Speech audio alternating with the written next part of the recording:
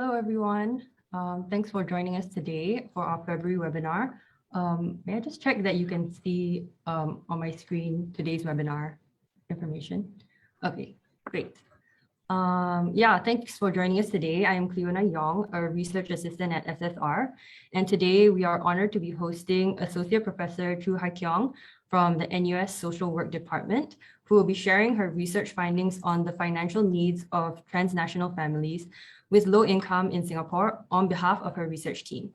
So we also have with us today Professor Jean Young, NUS Provost Chair Professor in Sociology and Founding Director of the Center for Family and Population Research, so in short, CFPR, to moderate this session. Before I hand over my time to them, I'm just going to make a few announcements also as people are streaming in. First off, we are streaming this on Zoom, over Zoom, and I see that there's more than 190 of you joining us here today, but this session is also recorded live on our Facebook page, and once this webinar is over, it will be uploaded as a recording on our Facebook page, which contains previous recordings of our monthly webinars. So if you're interested in topics such as this or just the social sector, especially in Singapore, do check it out. We also have had guests from overseas present their research and findings there as well. So it is our hope that SSR can provide a platform for discussion. Oh, sorry, let me change my slide. It's our hope that SSR can provide a platform for discussion on topics related to the social sector through our webinars. And that not only means a platform for researchers or practitioners to share their knowledge and insights, but also for you, the audience members, to ask your questions and engage with the speakers as well. As such, we ask you to submit your questions through the Pigeonhole link, and the QR code can be found on screen. And we'll also provide it in the chat later on. If you see a question that you like on that link or you want answered, you can also upvote that question so it appears higher on the list. And also, if we have time during the Q&A section, we might open the floor on the Zoom room. We will allow you to unmute and turn on your camera to ask your questions directly to the speaker. Do note, though, we will not be taking questions from the Zoom chat or the Facebook page comment section. So do head over to the Pigeonhole link. And we apologize in advance if we are unable to address some of your questions because we do have a limited time for Q&A. Although Prof. Choo will be sharing her email at the end of the session. So if you have any answered questions, you can contact her after the webinar. Please also do stay on after the Q&A section for our SSR feedback poll. And lastly, we have some exciting news. Before I hand over the time to the speaker, I would also like to announce that registration for SSR's Conference 2022 is open, and all of our early bird tickets actually have been snapped up. So head over to this link, and the QR code is also on screen to register. So the SSR 2022 conference is on post-pandemic challenges and planning for social services. It will be held online on 15th March. And we are honored to have Minister of State Sun Xueling as our guest of honor and Dr. Gerard Yee as our keynote speaker. You may scan the QR code to visit the website, and also all the information is on the SSR website as well. With that, I will now pass my time to Prof. Choo for her presentation. Thank you.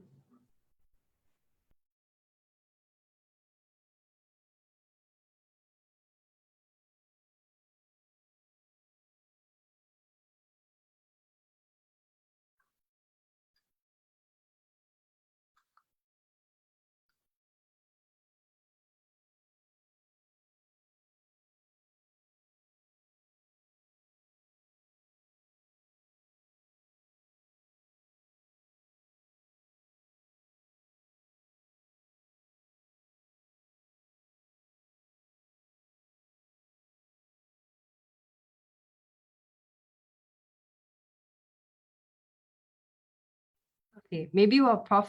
Choo is handling her slides, I think there's some technical difficulties. I will just tell you a bit more about our conference. Okay, let me share the screen again. Never mind, I won't share my screen, but I'll tell you more about the conference. So the conference will bring together researchers, and social service practitioners to discuss issues facing vulnerable communities amid COVID-19. And it is about the pandemic and plans ahead as Singapore moves towards an endemic state.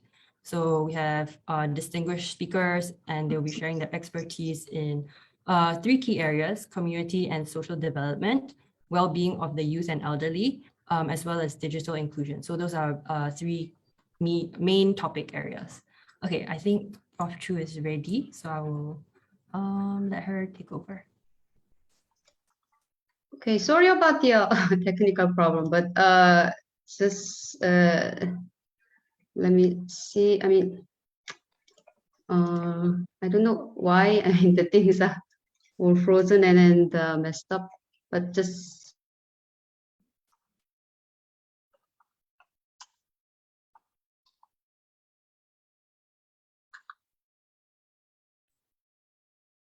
You can see it now.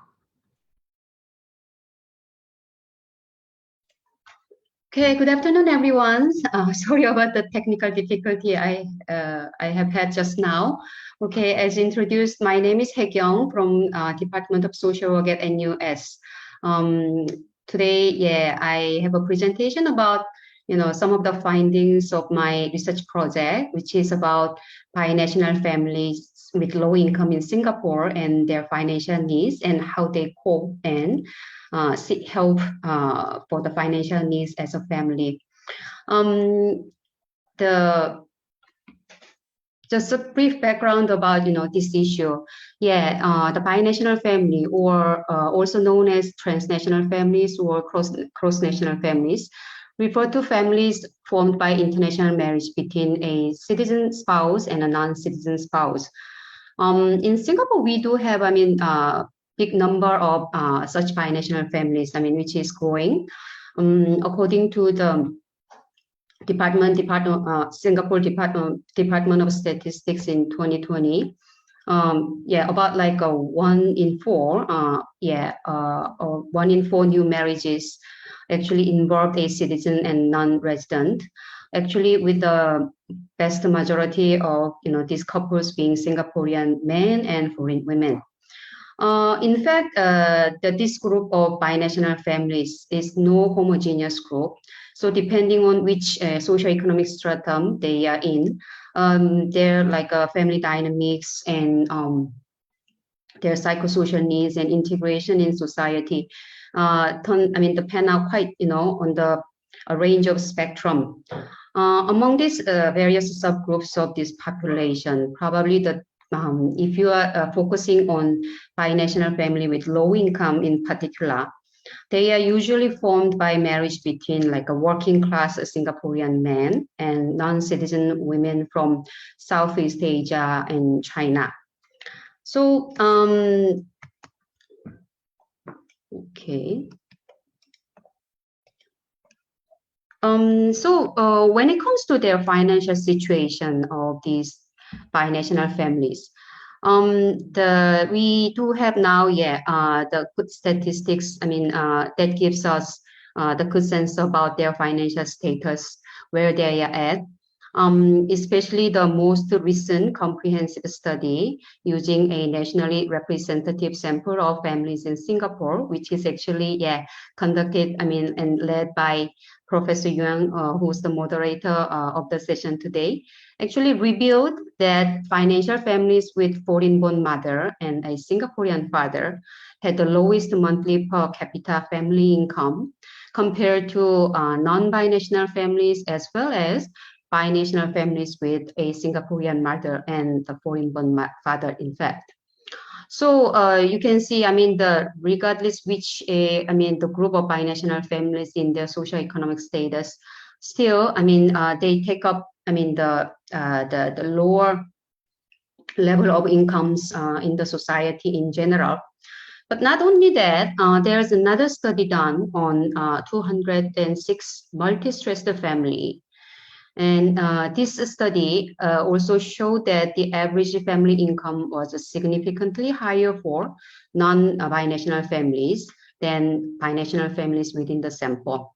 So, I mean, even, between these two different study samples, you can see quite consistent patterns. I mean, in comparison to non-binational counterparts, the binational families with low income or in general tend to have lower income levels. I mean, yeah, lower income levels.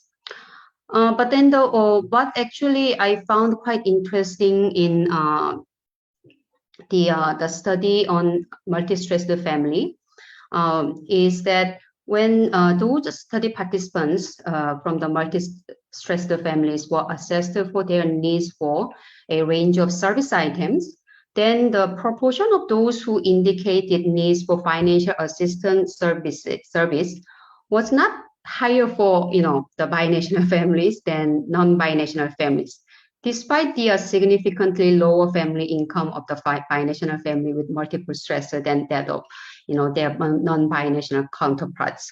So as you can see, the figure is about like a 40% of binational family who are multi-stressed actually indicated, yes, we need the financial services, the financial assistance. Whereas quite similar proportion, 43% of them, the non-binational family with multiple stressor indicated, yes, we need financial assistance. To me, it's rather puzzling. I mean, anyway, the 40% out of, whichever number of non-binational multi-stressed family or the binational multi-stressed family, actually 40%, 43% is high enough. Yeah, they do need actually the financial assistance. But the thing is, comparatively speaking, we don't see not as big difference as in the average. Difference in their average income between the two groups. So that this intriguing the finding actually makes us the questions about, okay, if binational families with low income, of course, the Choo study is about binational families with multiple stressors, but they overlap with actually, the families with low income anyway.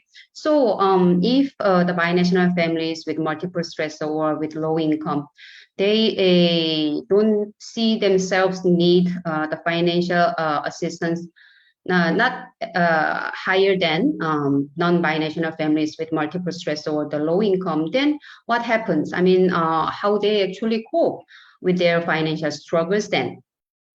So that was the question. My research team and I had. So in this kind of like the context, okay, the first thing we would like to explore the low-income binational families' lived experience of financial struggles and their perceived need for the formal financial assistance. And also, we aim to identify low-income binational families' help-seeking patterns for financial needs. Additionally, in this study, we also aim to describe how structural and systematic barriers contribute to the binational families' service usage for their financial needs.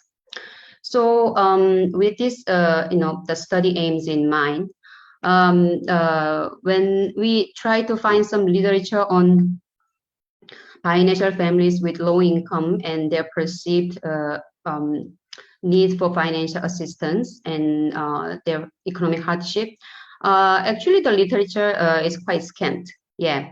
So the working hypothesis we have around those study aims actually guided by the existing literature on perceived economic hardship and perceived need for financial assistance in the people with low income in general. Otherwise, we also looked at the literature on the migrants, not necessarily like a binational family, but individual migrants with low income and their the use of the financial assistance. Otherwise, yeah, informal support for financial support, something like that. So when it comes to perception about economic hardship among the people with low income, well, the low income is low income. And if you look at their income levels, then actually it is very self-evident. They live in poverty, or they seem to have higher need for, very high need for financial assistance and etc. But when they are actually asked what do they think about, I mean, their financial situation, and then how they interpret their experience of economic hardship, then something different usually came out. Meaning, especially the qualitative research, in many cases, the people with low income seems to be in denial of poverty. Otherwise, I mean, we can say they normalize their economic hardship, which is very common in the qualitative research with people with low income in general. So they think, okay, yeah, life is anyway hard, and then we can just get by. So as far as they can show, I mean, as far as they can show the evidence of they are getting by, they think it's normal and it's manageable. Yeah. So often this kind of like a normalization of economic hardship among people with low income is translated into not in need for the financial assistance. Usually, they express their negative views on financial assistance, which is often associated with shame and stigma.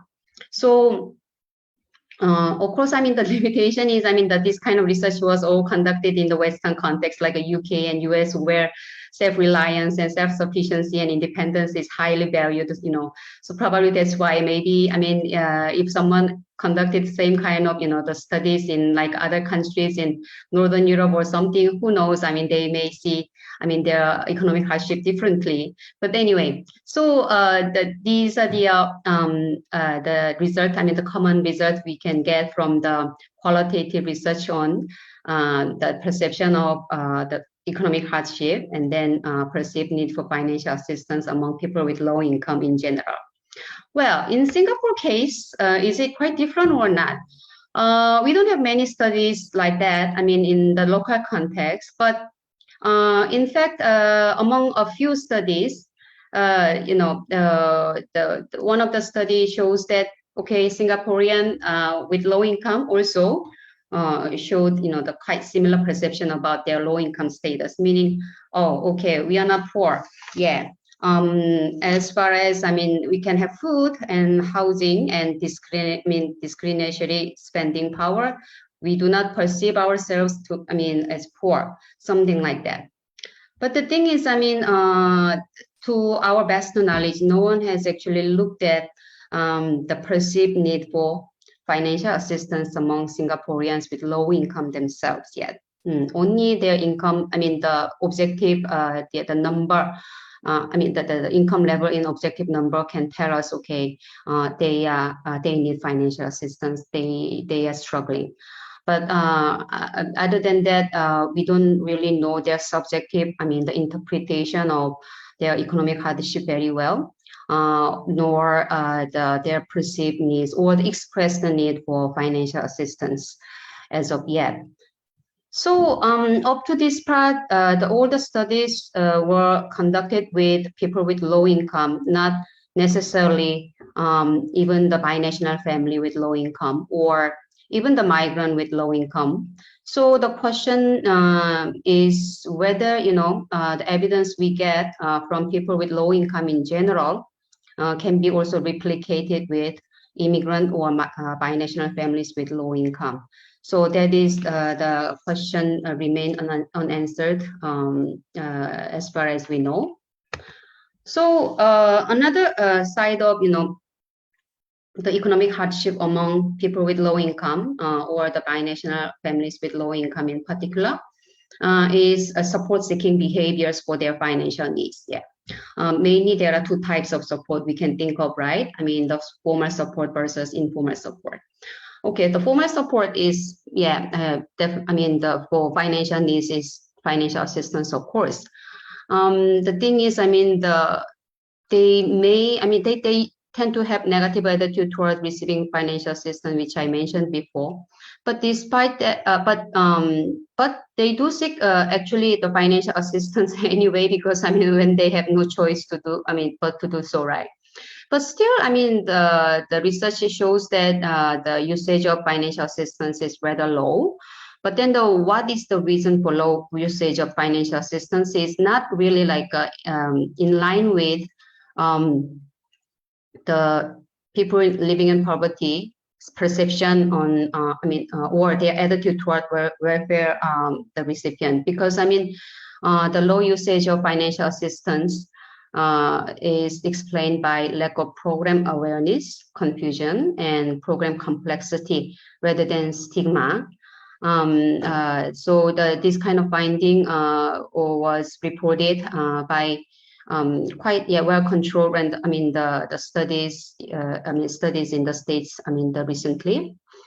So while they are not using financial assistance as much as it is hoped to be, because of lack of awareness and confusion, program complexity, they also tend to tap on the informal social support for their financial needs. But the problem is not everyone has actually the social support for their financial needs, in fact, because people they know is also with low income, so they don't have very strong support network for the financial support, through the informal channels usually. But if they do, also when they do, that makes a whole lot of difference actually.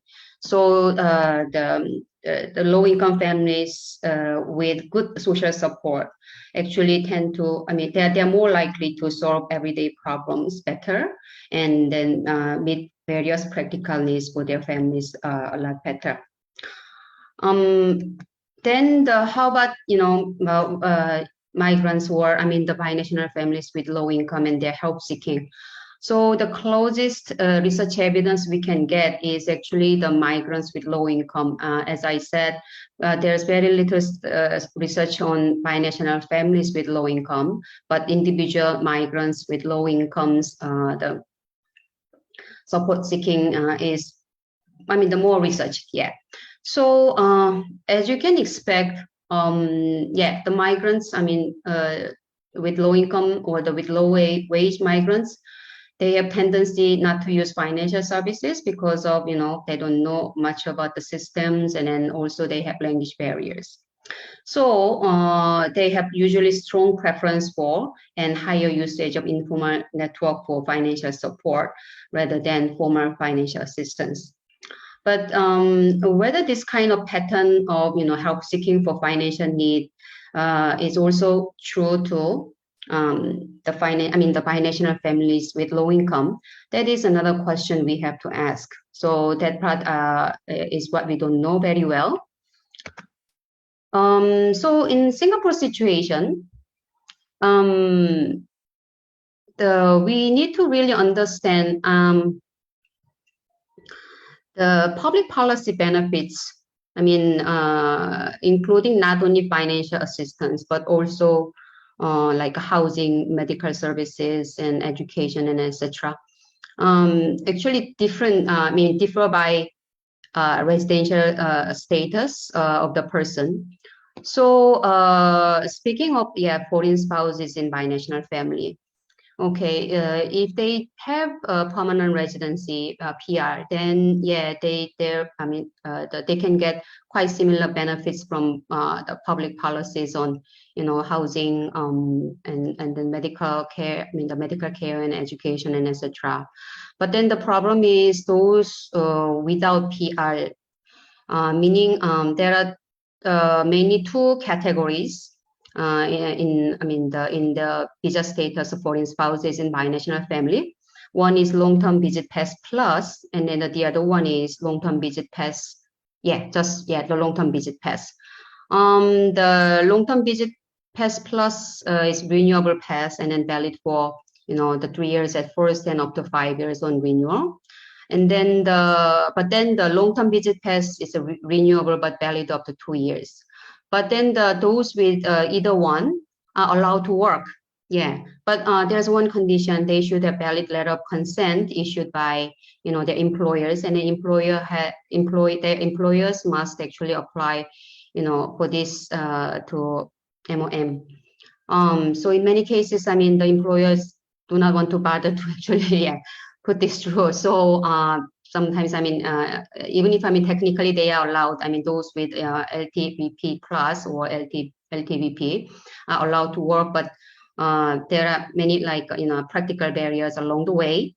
So that's one constraint.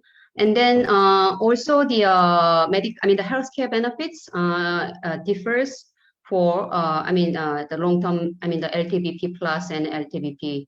Yeah, meaning if you have LTVP plus, then at least, the inpatient healthcare subsidy can be offered to you. But if you don't have LTVP plus, but if you have only LTVP, then no healthcare subsidies at all. And also, it is usually quite difficult, for binational couples to buy a house due to the limited amount of local spouses CPF, meaning you should have like a minimum amount to purchase a house in your CPF. But then the CPF is only from local spouses, not from the foreign spouses with LTVP plus or LTVP. Then, yeah, they have to actually top up the money, on their own. Then, which is quite the burdensome. Actually too burdensome. So many of them may not be able to get a house. To buy a house. So there's that kind of like the barriers, in housing services for the binational couples and binational families. So with all this kind of like a situation actually, we try to understand their lived experience of the financial hardship, economic hardship, and their perceived need for financial assistance, and also help seeking patterns, and then the systemic or the structural barriers that affect their usage of social services and public policy benefits. Yeah. So the research method. In this presentation, I share my findings from a qualitative in-depth individual interview study, which is a sub-study from the overarching research project entitled Social Capital and Integration of Low-Income Binational Families in Singapore. In fact, this project has 3 arms for data collection. One is a quantitative survey with foreign spouses, local spouses, and their children, respectively. And then the second arm of for the data collection is this in-depth qualitative individual interviews with foreign spouses, local spouses, and their children, respectively, as well. So we didn't actually have them together to do interviews. So we did a separate interview with each, the family members from any given family. And also, we also tried, the qualitative family interviews with the family of the 3 of them all together. But it is a very subset of, individual, in-depth individual interview participants, actually. The sample was recruited from 38 family service centers, self-help groups, and relevant social service organizations across Singapore. And also whenever possible, we ask the study participants to refer other families who are in the similar situation, meaning meeting the study eligible criteria to our study. So we have a small portion of like a snow sample within our entire sample as well. So when we actually recruit the study participants, we select family first. Yeah, we did have the criteria, eligibility criteria for family first. So that means, a family must be formed by international marriage between Singaporean spouse and the foreign spouse, and they also must have at least 1 child. Doesn't matter whether the child is, the biological child of theirs or stepchild, doesn't matter. And then the child age doesn't matter. Okay, as far as they have at least 1 child to form a family, then they are in. And then another criterion is their low income status, of course. Yeah, they must be qualified for any form of financial assistance provided by agency or with a maximum 1,000 monthly per capita income. So once we select, eligible family, then as far as, the adults are age 21 years and above, and then children is 10 years and above, up to 16, then they are invited to participate in the survey first. So, and then out of the survey participants, we selected the smaller group of the participants for in-depth individual interviews. So that's the sampling process. Okay, the findings I'm going to share today with you is from actually the 33 paired transcripts, interview transcripts by couple. Meaning we actually conducted like a 72 in-depth individual interviews with the foreign spouses separately from 39 in-depth individual interviews with local spouses. Among these, the two groups, we were able to pair actually 37 couples, in the interviews. But the thing is, 4 of them didn't really share much about their financial struggles, and also we left them out, and then we analyzed the 33, the paired transcripts by couple for this study.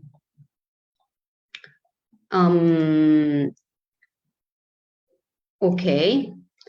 And then this is the demographic profile of the interviewees. You can see that, the age, local spouses are much older than foreign spouses, and etc.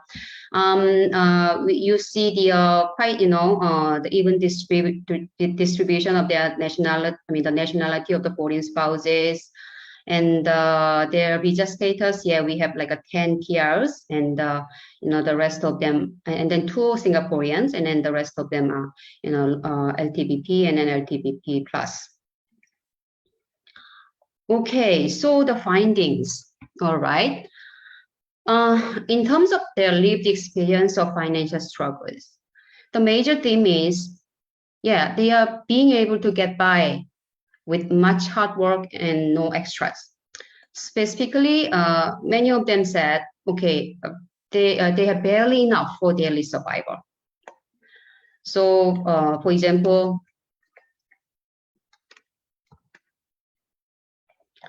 this person, this foreign spouse has a husband who's a taxi driver, and due to COVID, they don't have many customers, and then so they just only survive day by day. And then when this foreign spouse is asked about most difficult period, it was about the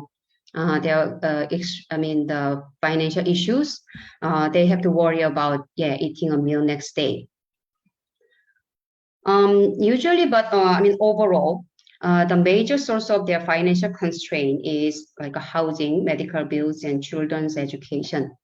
So I think these excerpts from the same couple actually illustrate quite well how the medical bills affect their financial issues.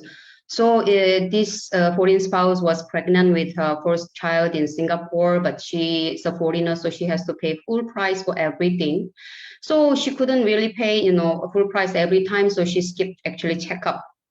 And this is also the most difficult time identified by the local spouse in a separate interview. This local spouse also said, every checkup is like $500, so they had to skip, the checkup. And then there are no savings, and then no money, and then not enough to spend. Yeah. Also, if they have a child who's foreign national still, then they have to pay a lot more. The school fee, which could be up to like $850 per month, sort of things, and then they have to borrow money and etc. And then also another aspect of their lived experience of financial struggle is the relative poverty experienced by foreign spouses. So when they married to a Singaporean man in Singapore, then her family in her home country would see her, quality of life and then better life chance and etc. But actually, it is very hard to live in Singapore because of the high living expenses. I talk to. Yes. Sorry to cut in. I just want to say there's quite a number of interesting questions in the pigeonhole. So just a reminder, we will probably start the Q&A in about 10 minutes. So 4:45. Okay, no Yeah, problem. Okay. Okay, thank you. All right. And then the perceived need for financial assistance. Okay. This is same as what we found from literature. So they don't want to be the undeserving poor. So they often said no need for financial assistance because we can still hold.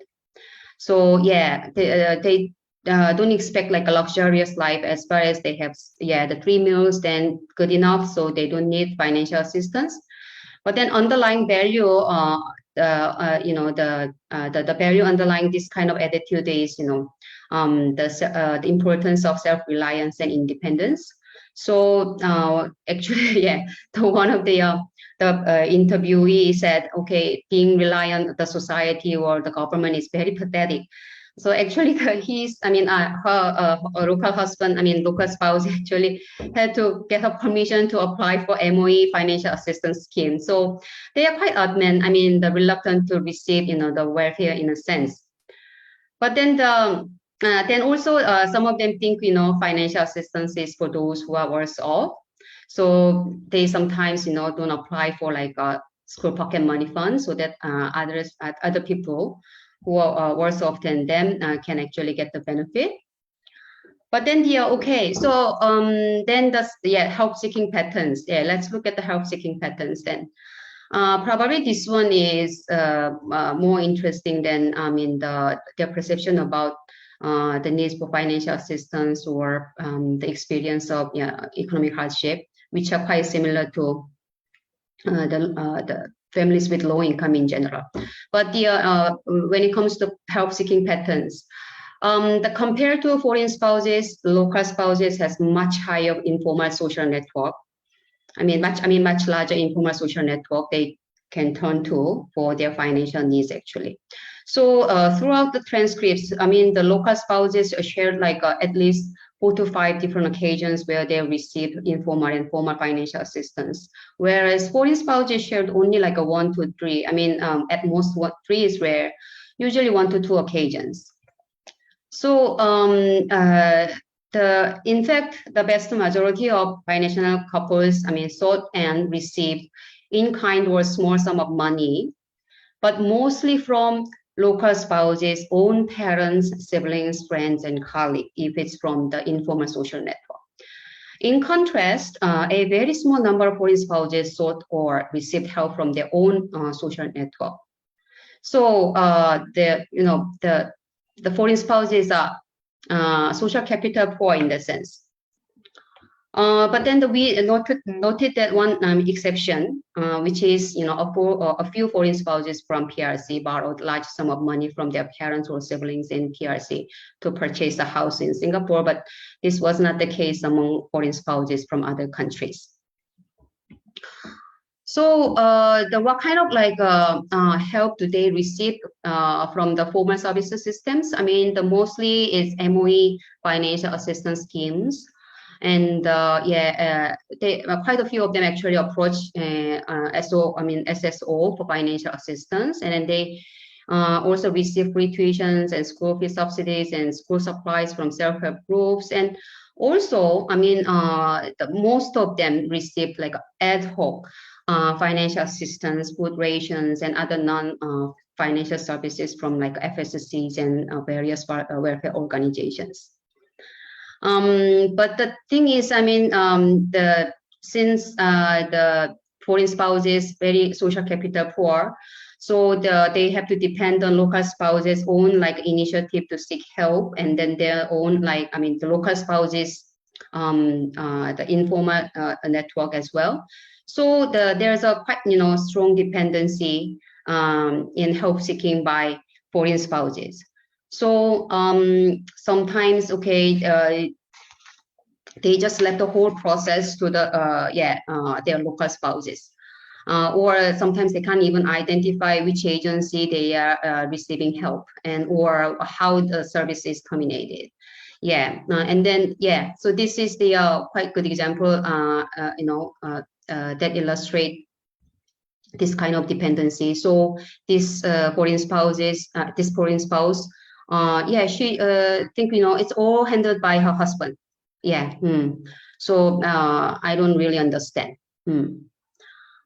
So then how do they perceive the social services they receive? Actually, they are quite content with available services. Yeah.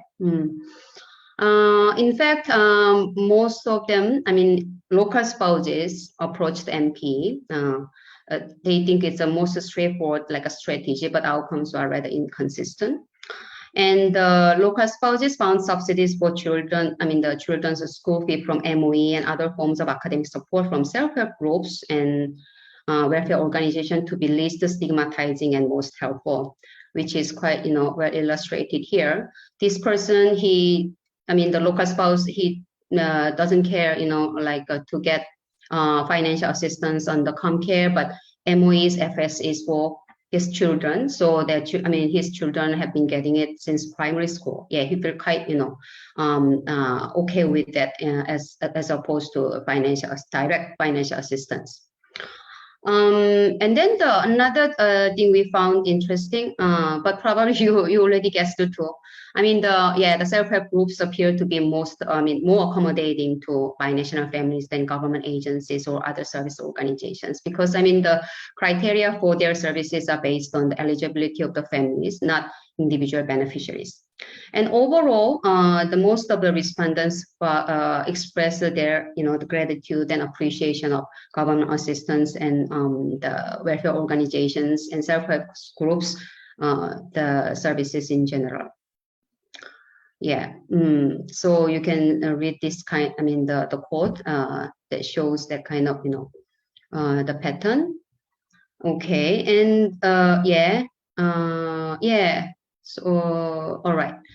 But okay, when it comes to structural systemic barriers for these families, okay, this is only applicable to the families with foreign spouses without PR, not all, the binational families with low income. As I just mentioned before, when I was talking about the medical bills, high medical bills they have to pay. In fact, they have to pay more but get less, right? But the main problem is the onus is on local spouses to seek help and navigate the social service system.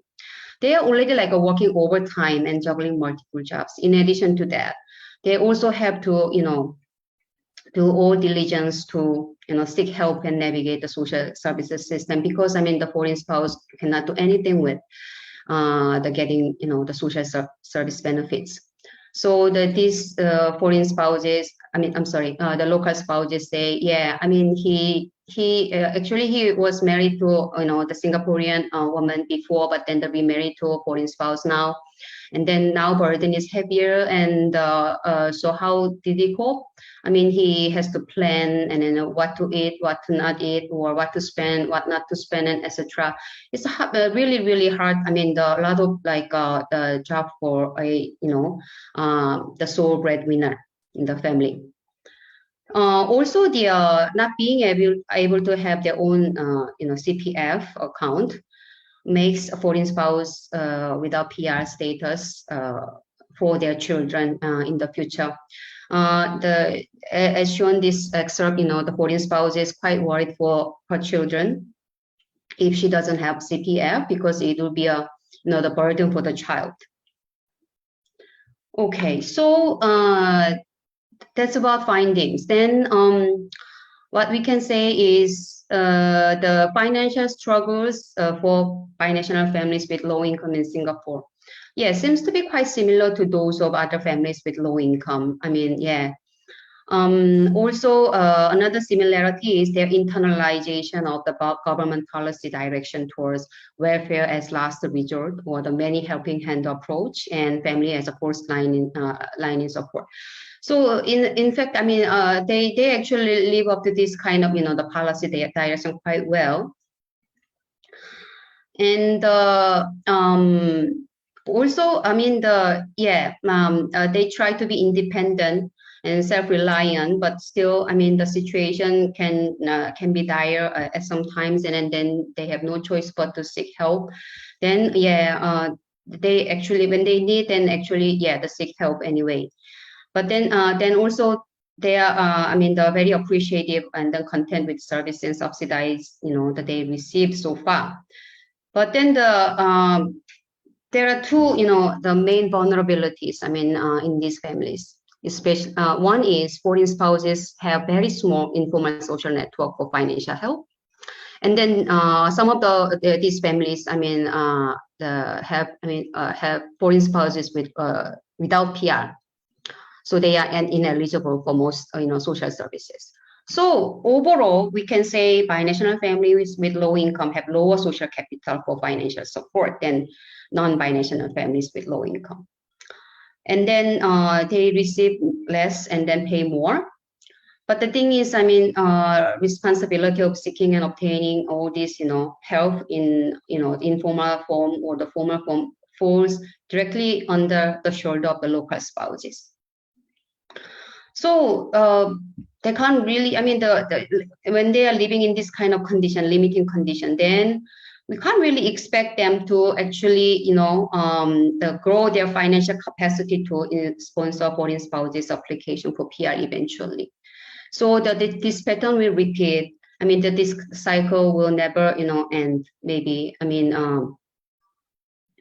in the long term, that actually makes them also worry for their children in the future.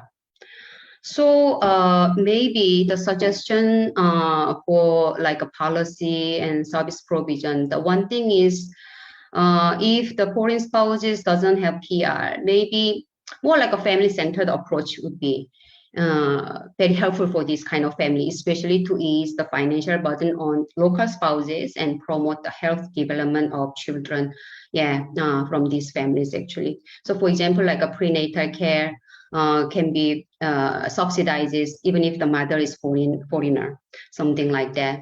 Or maybe some more like a subsidies for foreign national children from these families as well. And also even like a foreign spouses can, represent the family for financial assistance, then that makes life much easier for especially the local spouses, And also the other social service, they received can be more like a regular and long-term for this family, targeting for these binational families. So that the families can actually plan better to meet their financial needs sustainably. Because I mean the situation, I mean most of the services in the community, are rather like ad hoc and short-lived, and so they can't really plan. I mean, okay, where and when they can actually get extra help. I mean, in the community, that's the thing. They also have to juggle with. And also, given the dependency of the foreign spouses in the help seeking process and their financial vulnerability, probably it's very important to provide support for prevention of marriage breakdown for this family. So, okay, these are a few like implications we could actually come up with, for policy and then the service provision. Actually, these are also the suggestions by, the study participants, to be frank. So, that's about it. Now my presentation is done, and now I would be happy to entertain your questions and then receive your discussions on this study. Thank you.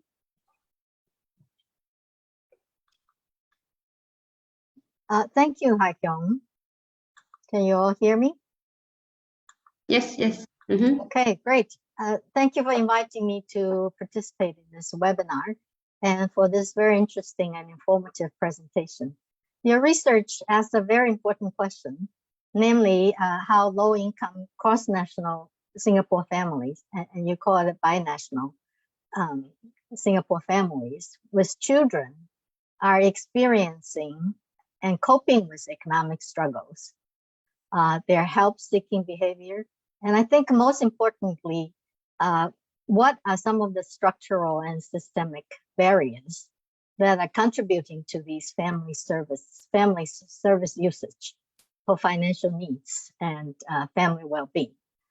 Before we open up for question and answer, I think I was asked to help contextualize the study a little bit with my own recent work. Hyekyung mentioned early in her presentation that we have recently conducted national probability sample about 3,500 families with young children in SG LEADS, short for Singapore Longitudinal Early Development Study. And in that sample, there are about 800 families that have foreign-born spouses, with the majority of them consisting of Singaporean men and a foreign-born mother. So that serves as a good sampling frame for what Hyekyung is talking about in this qualitative study.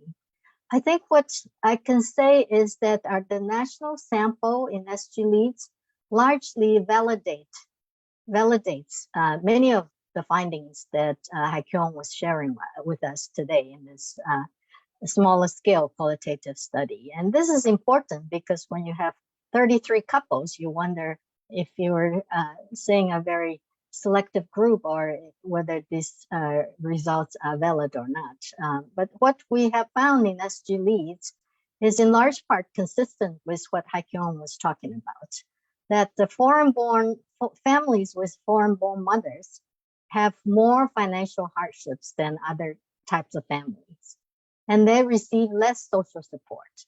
We've looked at financial support, practical and emotional support as well. And indeed, a higher proportion of them said even that when there's an emergency, they have no one to call or to borrow money from or ask for advice. So I think this is very important. And they have a smaller social network. And when they do receive financial support, the amount of that support is significantly smaller and much smaller than the other types of families. And most important source of their support is their parent-in-laws. So the local spouse's parents, and actually sibling-in-laws too, that we found. And so, but another interesting thing that I want to share is that this SG LEADS data also shows that these families actually also provide support to their in-laws too, their husbands' families as well. We found that a third of them provide financial support to families or relatives in Singapore. And about a quarter, in fact, provide financial support once a month. So there's that extra burden, or not burden, or extra need of financial needs that I wonder you have looked at or not in your study. Also, sometimes these foreign spouses borrow money from their own parents back home, especially during the emergencies. So there's this financial inflows of money to Singapore families as well that are interesting to look at. And our study, of course, shows that this lack of support is all related to mother's maternal depression, parental aggravation, and they're more punitive parenting behaviors. So definitely these are not conducive to family well-being, harmony, cohesion, and also associated with children's behavior problems. So, you're definitely tapping into a very important issue to look at.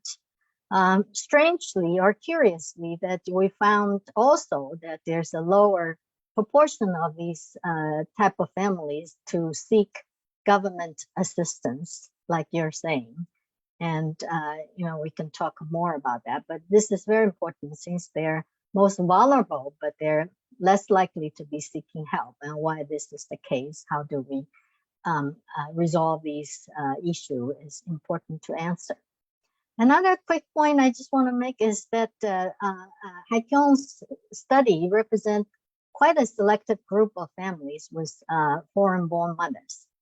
In the government statistics that we are often heard about, families with foreign spouses, they refer to couples' nationality at the time of the marriages, actually. SGLead's data shows that after an average about 8 to 10 years of marriage, the majority of these foreign spouses have been converted to citizen or PRs. However, even after 8 to 10 years, there's still about 15% of them, the foreign spouses, to still hold this long-term visit pass. And Hyekyung's sample consists of families with children, some of them with at least some children at the age of 10 to 15. And that means they've been married for that long already. And they're still foreigners, most of them still holding this long-term visit pass. So by my estimate, this represents about 10% or fewer of all the families that have a foreign spouses, actually. This does not mean that they are not important. These are exactly the most vulnerable groups. And the structural and systemic barriers to prevent them from getting or seeking help to improve their well-being are especially important, so that they become more integrated into the Singapore society. So this is exactly the right question to ask. Nevertheless, it is important for us to keep in mind not to think that all families with a foreign spouses are like this, lest we stigmatize these families with foreign spouses and make things even more difficult for them. With that context, I wonder, if Hyekyung can start the discussion by shedding some light on why these foreign spouses, this particular group, still holds long-term visit pass after such a long time. But the residency status seemed to be the root of the problem, or at least a very important root of the problem. How much of their circumstances is to blame themselves? Is it their own problems?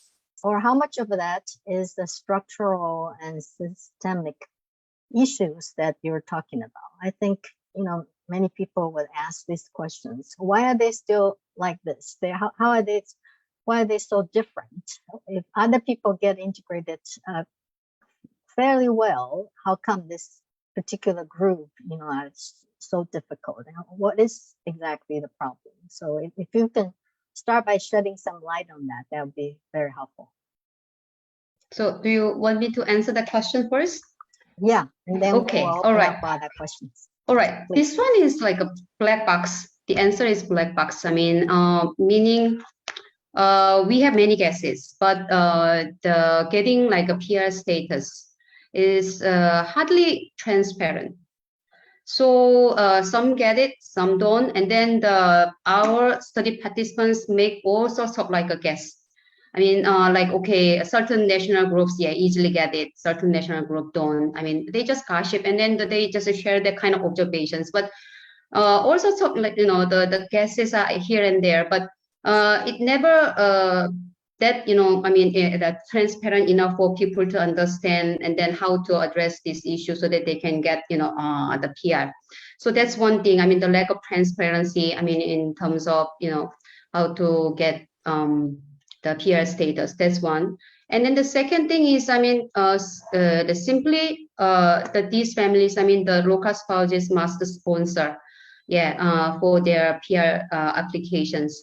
But then they have no financial means to do that. They are still, I mean, with live with very low income, so they cannot really afford sponsor their foreign spouses, the PR status. That's another issue. So, but then as I mentioned, I mean, towards the end, I mean, if they have to do if they have to work overtime, juggling multiple jobs, and then they also have to seek, all sorts of different help. I mean, formal help, informal help. I mean, in the community and in the extended family and etc. They are stuck there. They kind of, so they can't really grow their financial capacity. I mean, to eventually sponsor. Yeah. So Yeah. I think, I mean, that is that is the main contributor I can think of. I mean, to be frank with you. But other than that, I don't know. I mean, no one knows for sure. So that's why I don't think we can actually say, oh yeah, give them like a PR status no matter what. Maybe if that we cannot do anything with that, then maybe yeah, just give more like a plus for like a housing or medical, I mean the healthcare, or even education. When we putting aside, the PR status, yeah, for this family because they may not be simply incapable of doing so. Yeah. Okay. So that's my view. Thank you.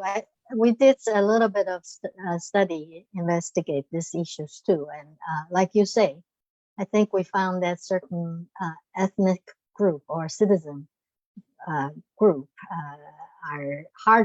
seem to be harder to get PR and maybe some certain characteristic of the local husband as well. But this seems to be a very important issue, and that it would be good to get more information about why it's very difficult for this group to get the residency status. So let's open this up to other people's questions. I cannot see any questions on the website actually. Can someone get the? Do you see any questions on there? I can share my screen. Let me just send you the link first. Oh, there. Okay, in front of me, I don't see anything. All right. I will share my screen. Hold on.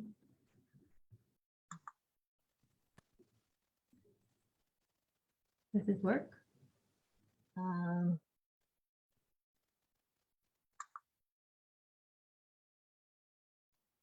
Wow, okay. Well, there's one question that a lot of people wants to know. So it's a methodological question. How did you do the interview with foreign spouses? Did you use translators, given the situation you mentioned, and so on?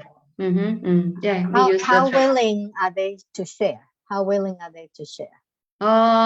They were quite like coming forward,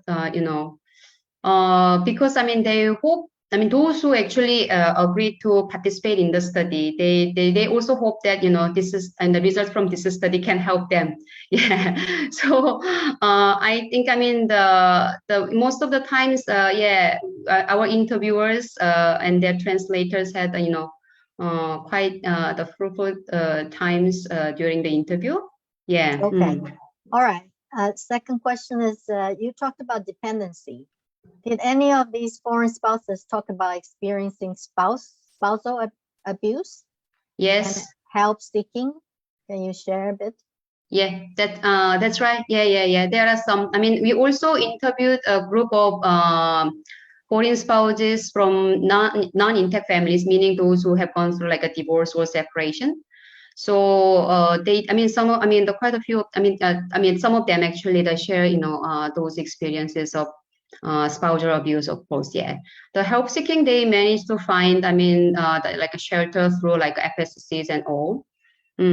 So, but they are service users. Those they are the ones who actually know how to get help somehow. I mean, especially for this issue. So yeah, the dependency is quite part of their life. I mean, it's not just about their marital relationship, but also as I showed, even in help seeking for financial. I mean, the needs of the family and. They are quite vulnerable, in this sense. But then we still have to look at more specifics in terms of help seeking for the spousal abuse. Okay.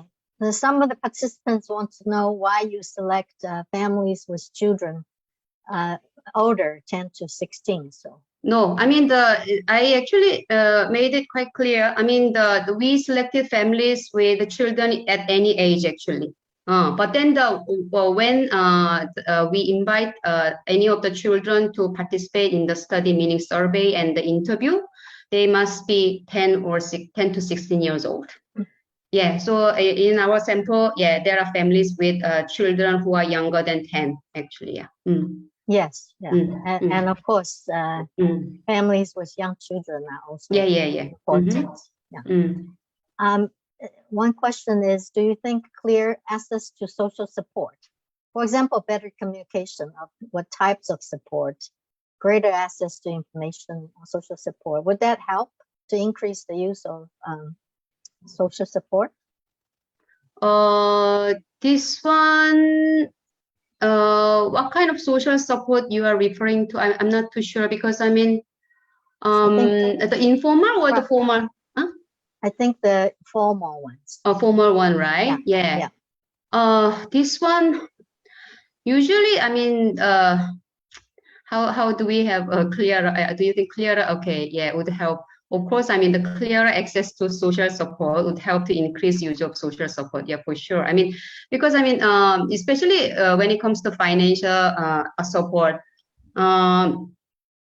they said, I mean, as I mentioned, they don't even know, I mean, which agency they are getting help. I mean, yeah.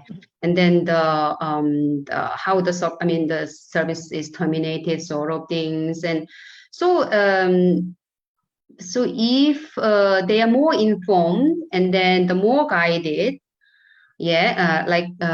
suggested here, better communication of type of support, then certainly I think they can learn how to use the social support. Yeah, I think so.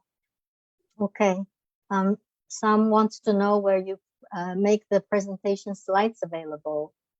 I don't know. I will follow SSR's, the practice.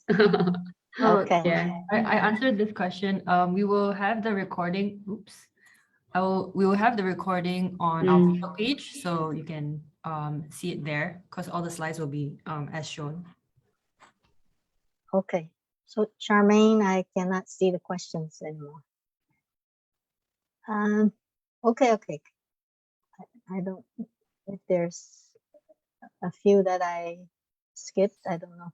What are your thoughts about findings helping us as social workers working with binational families?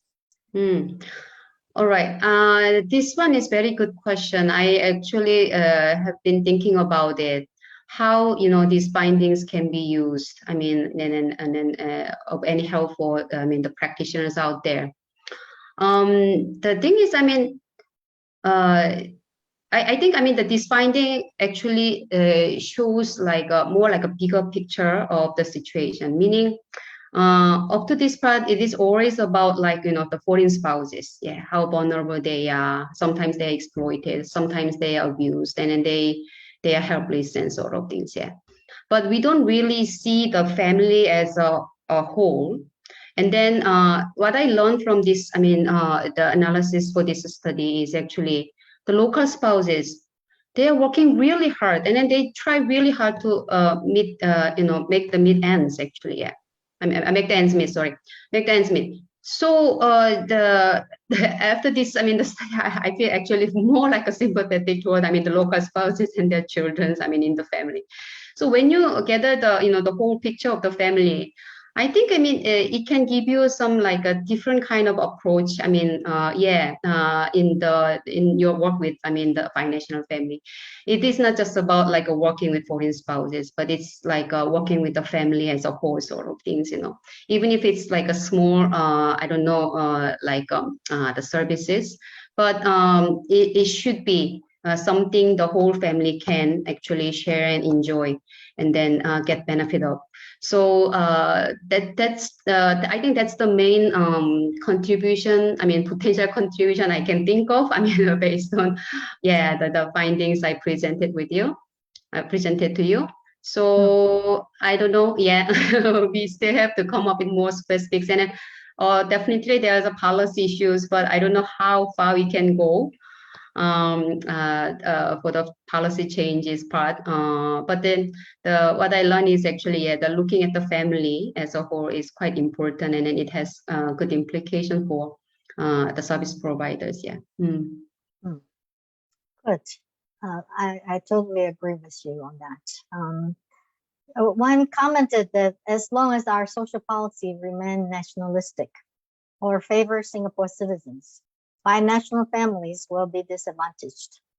As your findings shows, how can we start to change this? Oh, that's a very big question. I mean, yeah. So as I said, I mean, I proposed maybe family-centered approach, right? Yeah. So the family-centered approach to public policy benefits, for the binational, I mean, the family, not just giving, like a PR status to foreign spouses, but if I mean, which is if it's not viable, then maybe even for like some like LGBT plus, yeah, I mean the long-term visa pass, LTVP plus actually allow them to work, right? And likewise, maybe some plus in like a medical care and education, as I said. But then, okay, so the question is, I mean, then how can we start to change this, right? Yeah, it's a big question. Okay, honestly, I think, I mean, okay, the different thoughts should be on the table. Same thing. Your case. Yeah, someone's talking? No. Sorry. Okay. I think let's get back to this. I think if people start to see that improving the well-being of binational families, in fact, benefits the society and the nation as a whole. That's right. The whole mindset would change. It pays very little or nothing at all to penalize the most vulnerable families, because in the long run, it's going to hurt the children. That's and right. It's going to hurt the family, causing conflicts, divorce, and so on. So, what can you think of other supports for preventing of marriage breakdowns? That you can suggest. Oh, yeah. This one I actually wish to elaborate, but because of the time constraint, I couldn't. But then, because I mean, you see this kind of like a dependency of foreign spouses in the help seeking even. So the foreign spouses dependency is not just on sponsorship of their local spouses for their like a visa renewal and all, but also like help seeking and then further. So it is not too. I mean, I don't think it should be too different from our approach to prevention of any like marital relationship. I mean, you have to really pick up some like a red flag. I mean, some signals or the signs of, I mean, the marital issues. I mean, within the binational family, given that the foreign spouses dependency and very traditional gender role they played. So just you have to watch out for, I mean, the more closely, and then when appropriate, maybe early intervention would be quite helpful, I guess. How about the high medical cost? Do you have ideas and suggestions on how to improve that? I'm not a full policy maker. Okay, so I mean, one of the respondents actually suggests he doesn't really expect like a 100% subsidy the citizens can enjoy. Maybe even like a 50%, 30% would be the helpful still, because I mean they get none. So, and then especially the prenatal care, I was really like I was really feeling sorry for that couple. I mean, who had to actually skip the prenatal checkups until the last week. I mean, the last month of the birth. So it harms the. I mean, the Prof. Hyekyung Choo just said, it's for the family. I mean, and the children. I mean, they are the future of the society. They are, in a sense, a bit like neglected, by these kind of policy barriers, the lack of subsidies, I mean, during their pregnancy. So maybe that could be prevented. I mean, if the government help, I mean, with this kind of families, I mean, for the child. Yes, I think that prenatal care services is critical. And if we're thinking about children's well-being, then that is the thing that we have to improve. So I'm conscious of the time, 5:15 already, and perhaps that's all the time we have today for the discussion. And Hyekyung has provided her email for others to contact her if you have more questions. So I think we have to end here today. I'll give the floor back to Charmaine Oh, or yeah. Cleona, Yes. who's All right. I will just share my screen. Thank you very much for your participation, everyone. And thank you, Hyekyung, for your presentation. Oh, thank you very much, Prof. Yang, for your moderation the session. Thank you so much. My pleasure. My pleasure. Yeah. Yeah, thank you everyone for staying to the end of our webinar, and huge thank you to Prof. Choo for presenting her team's research and for Prof. Young for moderating this session. Some very good points brought up during moderation, also on the pigeonhole. Thanks everyone for submitting your great questions, and yeah, Prof. Choo for elaborating more. I just am gonna, have everyone do the poll that we have on screen. Thank you so much. And while you're doing that, I'll have a few announcements. First of all, apologies if we didn't get to your question, if we didn't have time, but Prof. Choo has shared her email address, and we will send a follow-up email after this webinar with her email, so you may contact her directly if you have further questions. And again, I will mention our upcoming conference, which is a bit over a month away. So if you're interested to just find out more about our conference or register, you may scan the QR code or go to the link that is on screen. Yeah, so I'll just leave this on for a moment. Thank you everyone for staying to the end, and huge thank you to Prof. Young and Prof. Choo. Yes, all the links are also in the chat.